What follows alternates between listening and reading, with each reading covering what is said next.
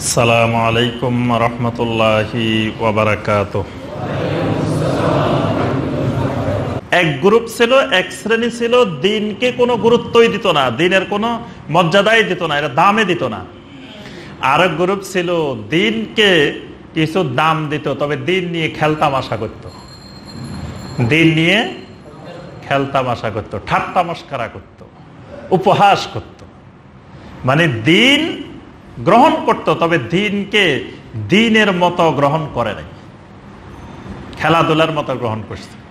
দিন কত গুরুত্বপূর্ণ এই জিনিসটা বুঝে নাই।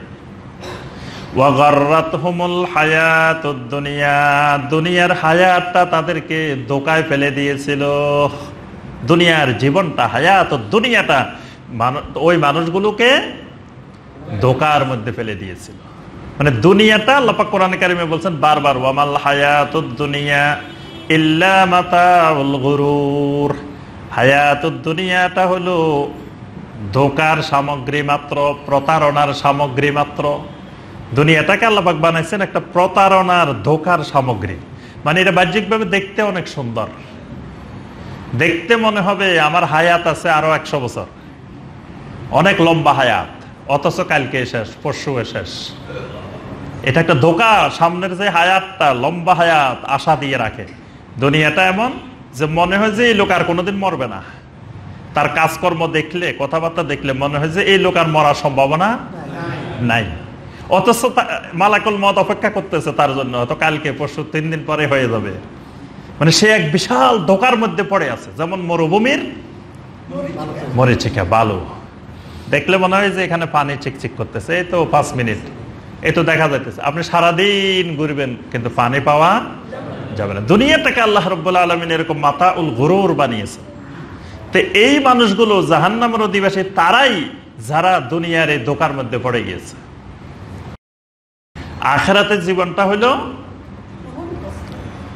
খায়রুম ওয়া আবকা। এই আয়াতটা সমস্ত আসমানি কিতাবে ছিল। বাল তুতিরুনাল হায়াতাদ দুনিয়া ওয়াল আখিরাতু খায়রুম ওয়া আবকা। কোরআনের একটা বৈশিষ্ট্য হলো, কোরআন নাজিল হওয়ার সাথে সাথে পূর্বের সব কিতাব মানসুখ হয়ে গেছে। কোরআন নাজিল হওয়ার সাথে সাথে আগের কিতাব সব মানসুখ। কেন মানসুখ? বলে আগের কিতাবে তো অনেক দামি দামি মূল্যবান কথা ছিল না? কেন মানসুখ করলো আল্লাহ পাকে? কোরআনে ওই কিতাবগুলোর মধ্যে যা ছিল সব এখানে চলে আসছে, তো আর ওগুলোর দরকার কি? আপনার যা ছিল ওই কিতাবের মধ্যে, মূল কথা যা ছিল তাওরাতে, যা ছিল ইনজিলে, যা ছিল জাবুরে, সব আল্লাহ কোরআনে নিয়ে আসছে। তো তাহলে তো আর ওগুলোর দরকারে নেই। এই জন্যই কোরআন নাজিল হওয়ার সাথে সাথে আগে সব কিতাব রহিত হয়ে গেছে, মানসুখ হয়ে গেছে। এই মানুষগুলো দুনিয়ার ধোঁকায়, দুনিয়ার প্রতারণার শিকার হয়ে গেছিল। এই কারণে এরা হয়ে গেছে আসহাবুন নার। এই জন্য আল্লাহ পাক কোরআনে কারিমে অসংখ্য আয়াতে হায়াতুদ দুনিয়া, হায়াতুল আখিরা দুইটার চিত্রায়ন করছেন অসংখ্য আয়াতে।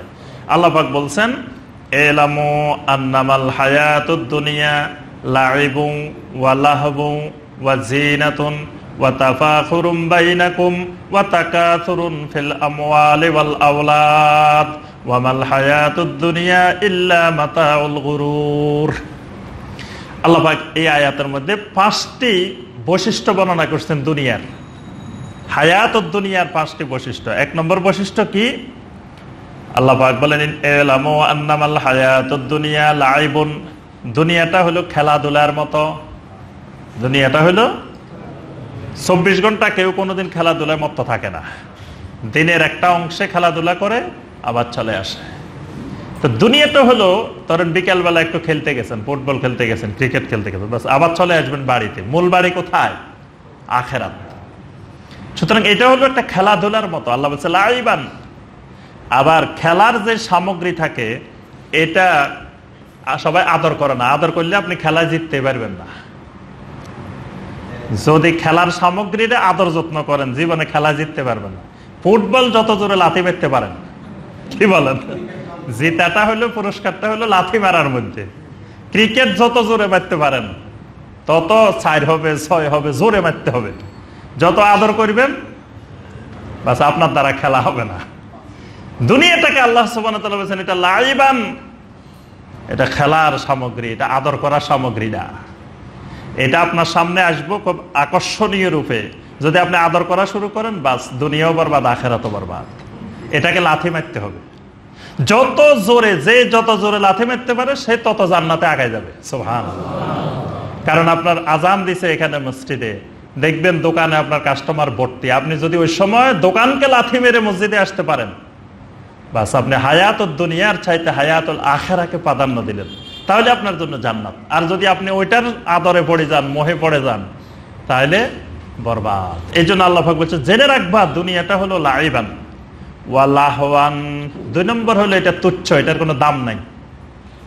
অদামি জিনিসকে দাম দেওয়া এটা মূর্খতার পরিচয়।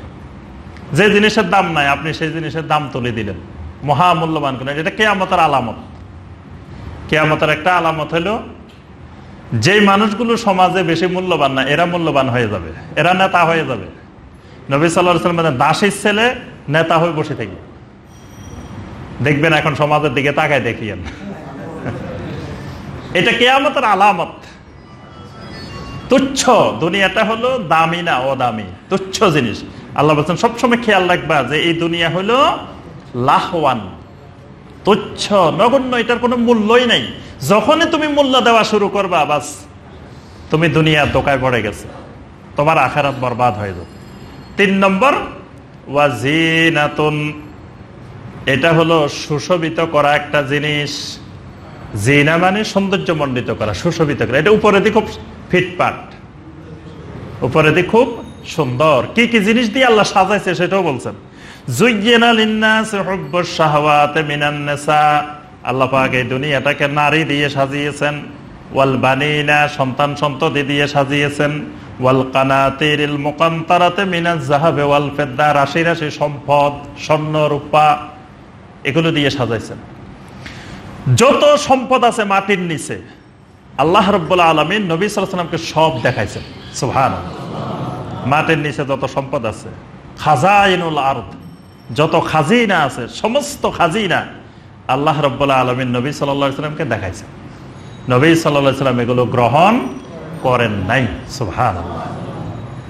তাহলে দুনিয়াটাকে আল্লাহ পাক রাশি রাশি সম্পদ দিয়ে গ্রাস করছেন। আবু হুরায়রা রাদিয়াল্লাহু তাআলা আনহু সবসময় বলতেন যে আল্লাহ রাসূল সাল্লাল্লাহু আলাইহি ওয়াসাল্লামকে যে খাজিনা দেখাইছেন, এই খাজিনা এই বান্দার তার উম্মতেরা তুলবে আর খাবে, তুলবে আর খাবে, অনেকে খাইতে খাইতে বরবাদ হয়ে যাবে। মানে এই সম্পদ আল্লাহ পাক যেটা রেখেছেন জমিনের মধ্যে, এই সম্পদের মোহে পড়ে অসংখ্য উম্মত আখিরাত বরবাদ হয়ে যাবে। এই জন্য নবী সাল্লাল্লাহু আলাইহি ওয়াসাল্লাম বলতেন আমার উম্মত না খেয়ে মরে যাবে, আমি এই আশঙ্কা করি না। আমি আশঙ্কা করি আমার উম্মত সম্পদের মোহে পড়ে আখিরাত বরবাদ করে দিবে, এই আশঙ্কা করে। আমার উম্মত দুর্ভিক্ষে মারা যাবে, না খেয়ে মারা যাবে, এই আশঙ্কা আমি করি না। আর নবী সাল্লাল্লাহু আলাইহি ওয়াসাল্লাম দোয়া করছেন এই উম্মতের উপরে হঠাৎ করে কোনো আযাব ও গজব এসে এই উম্মত ধ্বংস হবে না। আল্লাহ পাক এই দোয়া কবুল করছেন। তাহলে 3 নম্বর হলো জিনা, রাশি রাশি সম্পদ দিয়ে আল্লাহ পাক দুনিয়াটাকে সাজাইছেন। আর কি দিবেন? ওয়াল খাইলিল মুসাওয়ামা, গাড়ি। খাইলিল মুসাওয়ামা মানে চিহ্নিত ঘোড়া। চিহ্নিত ঘোড়া মানে যত ইঞ্জিন আছে সব ইঞ্জিন হলো ঘোড়ার ইঞ্জিন। 7 হর্স, 10 হর্স, 10 ঘোড়া, 20 ঘোড়া, 30 ঘোড়া আছে না? এই দেখবেন গাড়ির মোহ মানুষের ভিতরে আছে, কত দামি গাড়ি কিনতে পারে। আল্লাহ পাক বলছেন এই গাড়ি দিয়েও আমি দুনিয়াটাকে সুশোভিত করে রাখছি। আবার ওয়াল আনআমি ওয়াল হারস, বিভিন্ন ধরনের চতুষ্পদ জন্তু, তারপর ক্ষেত খামার। দেখবেন কারো কারো কাছে কিন্তু ওগুলা খুব প্রিয়। যে লোকটা দ্বীপে বসবাস করে, চরে বসবাস করে, তার কাছে কিন্তু মানে অনেক গরু ছাগল। যে লোকটা মরুভূমিতে, তার কাছে দেখবেন যে গরু ছাগল, উট, ভেড়া, দুম্বা, এগুলো তার কাছে প্রিয়। আল্লাহ পাক এগুলো দিয়ে দুনিয়াটাকে সাজিয়ে রেখেছেন, জিনাত বানিয়ে রেখেছেন। এই জিনাতের মোহে পড়া যাবে না, পড়লে আখিরাত বরবাদ। 4 নম্বর আল্লাহ পাক বলছেন ওয়াতাফাখুরুম বাইনাকুম, দুনিয়ার হায়াতটা হলো তোমাদের পরস্পরের মধ্যে গর্ব করার জায়গা। একজনের সাথে একজনের পাল্লা, প্রতিযোগিতা। তাফাখুর, ফখর, গর্ব।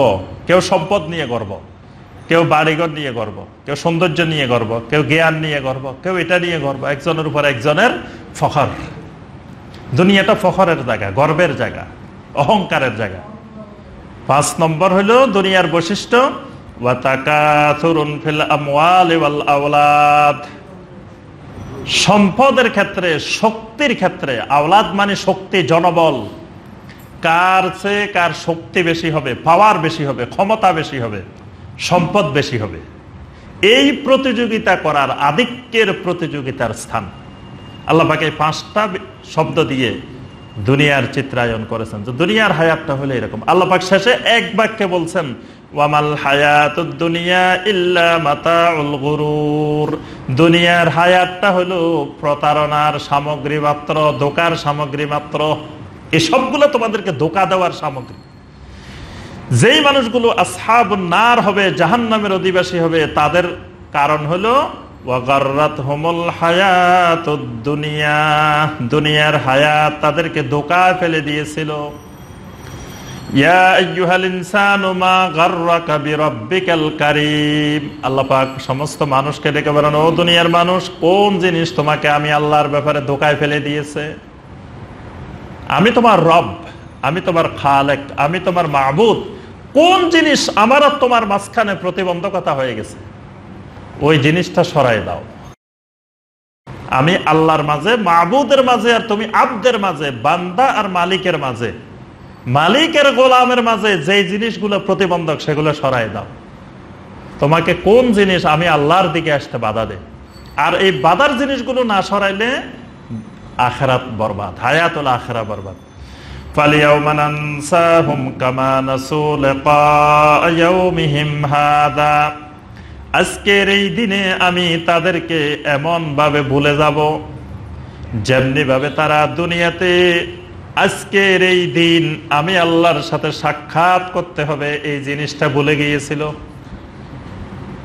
দুনিয়াতে যেমন তারা আমার সাথে সাক্ষাৎ করা লাগবে, এটা তারা ভুলে গিয়েছিল।